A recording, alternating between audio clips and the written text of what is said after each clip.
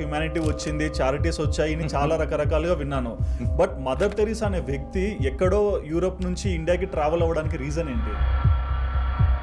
భారతదేశపు రాజకీయ వ్యవస్థ ఎంత కళ్ళు మూసుకొని ఉందో, ఎంత సిగ్గు లేకుండా ఉందో ఈ విషయాన్ని తెలియజేస్తుంది. డబ్బు ఉంటే దోచుకోవడానికి వస్తారు వాళ్ళు, పేదతనం ఉంటే మతాన్ని వ్యాప్తి చేసుకోవడానికి వస్తారు.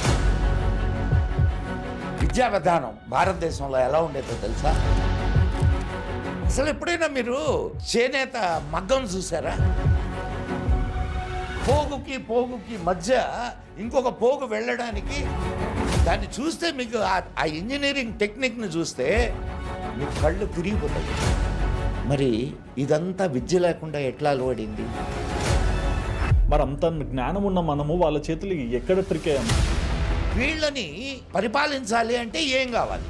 సో వీళ్ళని బానిసలుగా తయారు చేసేటటువంటి ఎడ్యుకేషన్ కావాలి. ప్రపంచ జీడిపిలో 33% ఉన్నటువంటి భారతదేశం అతి పేద దేశంగా తయారైంది. మీరు ఒక్కసారి కానీ CBI report on mother Teresa అని కానీ గూగుల్లో సెర్చ్ చేస్తే ఆమె మీద సిబిఐ ఇచ్చిన రిపోర్ట్ ఉంది. ఎగ్జాక్ట్లీ. దాంట్లో first thing child trafficking. And అంతకంటే నీచమైనటువంటి విషయం ఏంటంటే వాళ్ళు డెత్ బెడ్ మీద ఉన్నప్పుడు వాళ్ళని మతం మార్చారు. మత ధర్మం ఇదే, మతం చెప్పింది, జీసస్ చెప్పింది ఇదే.